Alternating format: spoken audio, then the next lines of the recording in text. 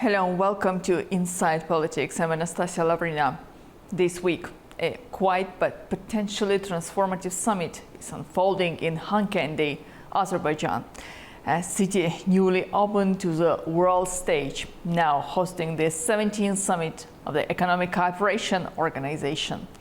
While headlines often focus on military alliances or trade wars, there is another force taking shape in Eurasia, a regional order led by collaboration, climate awareness and connectivity. And at the center of this moment stands Azerbaijan, both host and catalyst.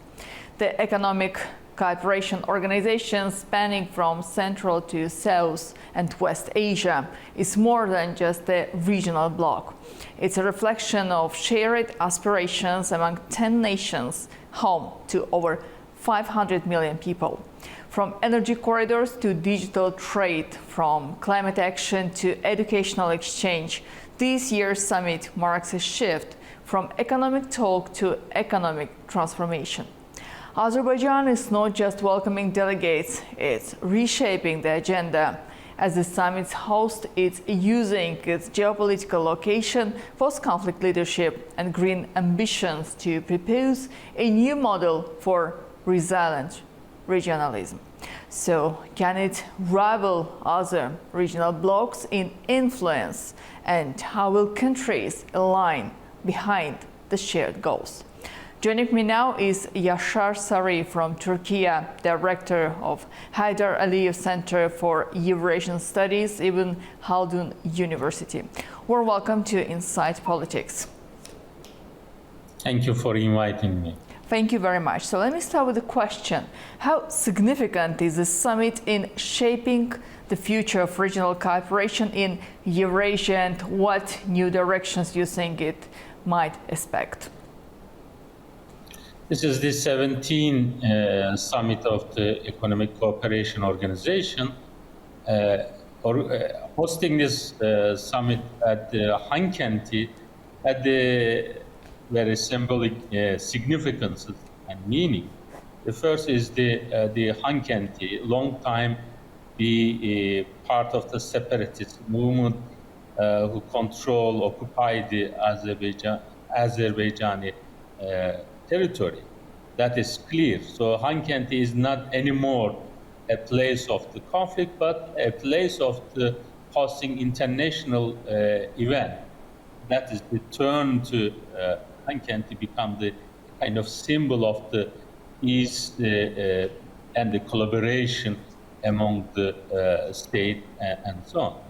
The second thing is this is the third time this summit happening in Azerbaijan. It's happened before 2006, 2012, but this time is important. International events happen. It's related also member countries of the ECO. Those are the Pakistani-Indian conflict, the Iran-Israel, and later United States involved conflict. That's in that sense, having this country, having this summit, giving the more importance, more significance point for this summit too. But Azerbaijan, as a hosting country, having this summit, have several goals. This is because ECO is the established middle of the 1980s by Turkey, Iran, and Pakistan. But later, after the Soviet Union collapsed, the 5 Central Asian countries plus Azerbaijan became the member. And today, Afghanistan also, total 10 countries coming and discussing the issues. What kind of issues? You already mentioned energy issues, energy security. These countries also part of the middle corridor, the economic development, sustainable growth, and not only those issues, but also in this summit, there is a parallel meeting will happen in Shusha, which is called Business Forum, in Agdam Youth Forum, and in in Lachin will talk the Women Forum. So those civil society issues also come up this summit. For Yes, that reason, indeed, we Mr. can Sarık. say that the ECO summit illustrates Azerbaijan's evolving foreign policy, as well as the Azerbaijan's being more active, a more central role on Eurasian continent connection. Indeed, the main through summit peace. will be held in Khankendi, but there are some other forums, part of the forums, which will take place in different cities of Azerbaijan. You mentioned a very important issue. In the beginning, there were only 3 countries, but now as I already mentioned in the beginning, 10 countries with over 500 million population altogether. I mean, therefore, the organization itself is taking a very important stage in the global world. Therefore, how do you think, can the organization become more than economic bloc and develop a shared cultural or geopolitical vision? I mean, when at the beginning, when they established this organization, they more concentrate on the economic collaboration and cooperation. But when we're looking at the current member countries, they are part of the old, we call the Turkic Islamic civilization. I mean, if you think about the Ottoman Empire, Safavid Empire, and Babur Empire, this is the combination of the, the current members are they established on these 3 past empire. So they have the kind of cultural similarities and in that sense, the understanding of the religious and certain issues, comparing the other part of the Islamic world. Another issue, let's not forget, even though Azerbaijan, Kazakhstan, Kyrgyzstan, they are mainly emphasizing on their secular character of their state, but the majority of the people, all these member states are the Muslims. So in that sense, this is the very significant regional bloc in the Islamic world. I mean, if you're looking the population size, if you look at the current condition of the Islamic majority people, Muslim countries condition, then we can understand the role. The last thing is as I mentioned, I mean, these some of the member countries had involved conflict recently. Pakistan, India, the Iran, Israel, and the United States. This is a very significant issues because of the not have impact on their region, but also global level. For that reason, bringing them together under the ECO and emphasizing first economic cooperation, but then the other that will have the positive impact. In that sense, we can say that Azerbaijan playing very important and significant role, peace through development, diplomacy through infrastructure, identity building through sustainability are the goal of the Azerbaijan in this summit. Well, indeed, you rightly mentioned the number of conflict in recent time between Iran and Israel with the further involvement of the United States. Then not easy situation between India and Pakistan. So how do you think the organization position itself aimed the competing interests of the global powers like China, United States and Russia? I mean, if you're looking at the member countries, they are very central position, and we can call they are part of the Central Eurasia. If taking from the China, if China wants to reach to Europe and the Middle East, pass through these member countries. So need to closely cooperate with these countries, and that's way this ECO summit is not only watched from Moscow or Washington, D.C., but also from Beijing.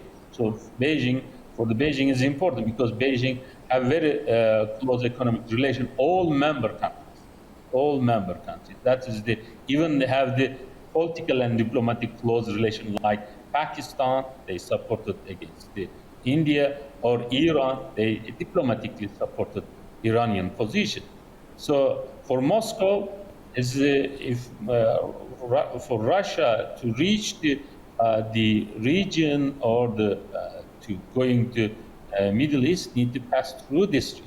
So we know already Russia trying to develop the north-south corridor, and those corridors pass from these countries, and Russia has very close relation Iran too. For the United States, because of the United States, as we know, under the Trump administration, trying to reshape the region. So if we take the Middle East as a more broader sense of Middle East, that is including these countries too. Why? Because of they are sharing the certain societal, religious, other characteristic. And for that reason, if United States wants to be having the important position in this region, need to collaborate with the countries which is part of the ECO. And at least not having the direct clash which happened with Iran in this region. Taking into account the growing interest of global powers and regional countries also in the development of transport communications and Middle Corridor on the agenda, we cannot exclude that these can be one of the topics for discussion with active involvement of the Central Asian states, Azerbaijan and Turkey. Where do you think the potential and how cooperation within these organizations can benefit not only the member states but the region itself? I mean, to have the regional cooperation and become a significant actor in the international political economic system, need to have the stability and the peace in the region. So in that sense, Azerbaijan playing very important role hosting this summit to bring in the countries, even though some of them has a different position and the point in a certain issue, making them to create a peaceful atmosphere. So peaceful atmosphere means that opening the opportunity, development, joint infrastructure projects, which is most of them related Middle Corridor, which China is the leading investor and the leading country to build that system. So in that sense, we can say that this summit can opportunity. I mean, I'm not saying that ECO summits were successful. If you compare starting from 1980s to until this time, ECO wasn't very active organization. But under the Azerbaijan hosting the summit, giving opportunity. Why?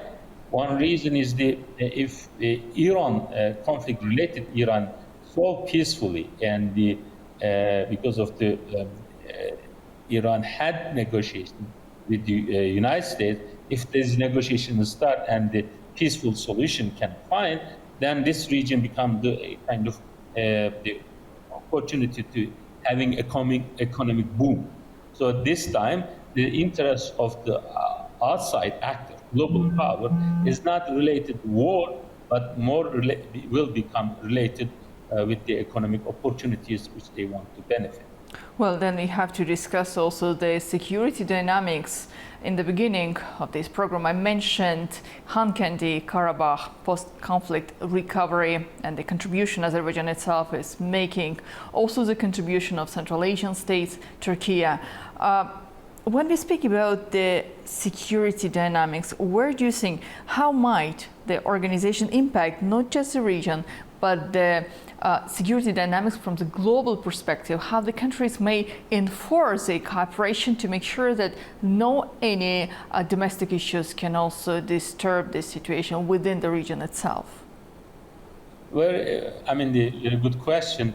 To having this summit in Karabakh is showing that, Khankendi is showing that all member countries accepted the Azerbaijan's territorial integrity. We know, before this Karabakh problem, the 1990s, early 2000, some member countries had the different position related to Karabakh. They had very close cooperation with the Armenia. Even they were trying to build the bridges and other infrastructural things to link the Karabakh through Armenia to neighboring countries. But that's changed. Attending the summit as a high level head of the state, it means that all member countries accepted this Karabakh is a totally Azerbaijan territory, conflict resolved. Karabakh is not anymore a place of the fighting, or it's Karabakh, we can say, is no longer a conflict zone, but a stage of sustainable development, regional cooperation, and the multilateral diplomacy. The other significance related security issues, after especially this conflict in Iran, conflict between Pakistan and India, means that the regional countries or member countries of the ECO, they want to continue their cooperation among themselves, this economic cooperation. When the member countries having the conflict with the outside power, they are not supporting at least we can say outside power.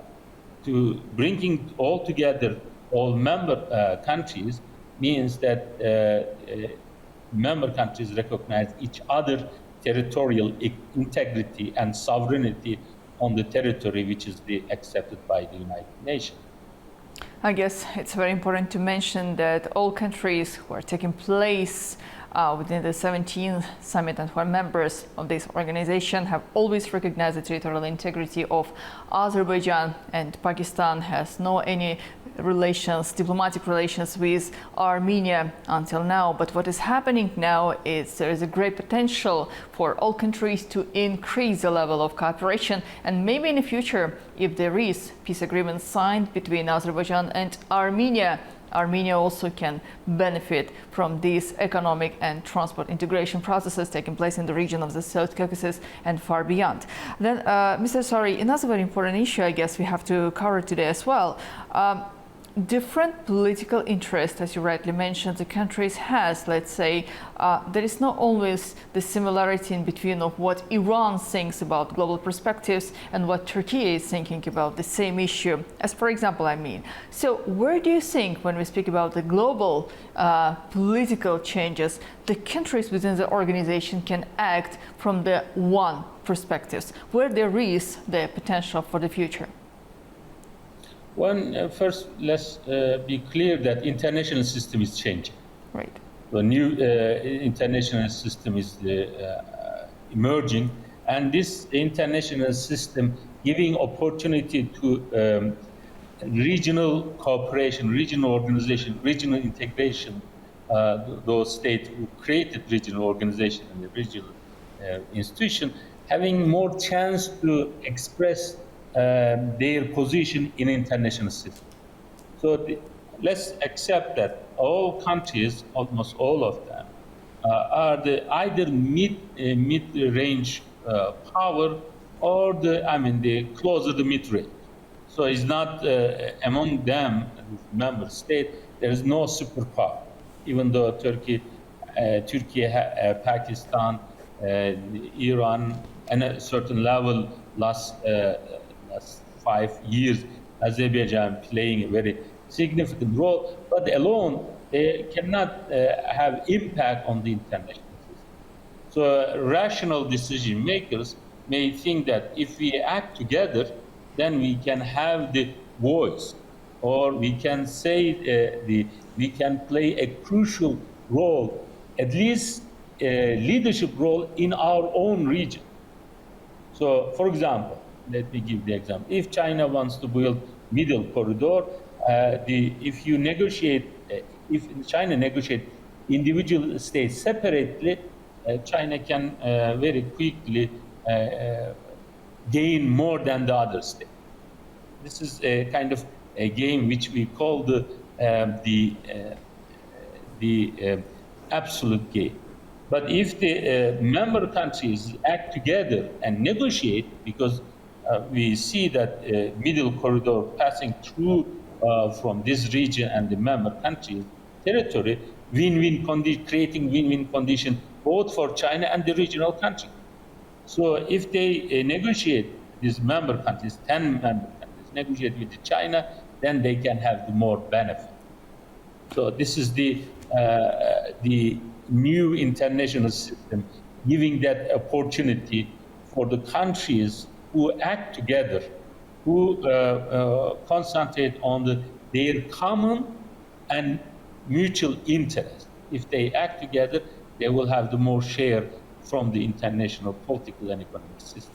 And one more issue on the agenda is green energy cooperation in a green world where the countries each separately has its own experience. Azerbaijan pays a lot of attention to the development of green energy, green agenda, especially on the liberated lands in the Karabakh region of Azerbaijan. And during COP29, I guess the participants from all around the world could witness what Azerbaijan offers to the region itself and to the global world. Therefore, how can members of the organization collaborate more efficiently on the green energy and environmental changes? Let me tell you, Azerbaijan can play a leading role among the member states of the ECO, having the very successful COP29 and itself implementing, not just taking decisions, but implementing those decisions, especially in the liberated Karabakh region, is the very good example for the other countries too. We already suffering the water shortages, and in Central Asia, the Aral Sea is disappearing. I mean, already two-thirds of the water is gone. In Caspian Sea, having the similar kind of issues too.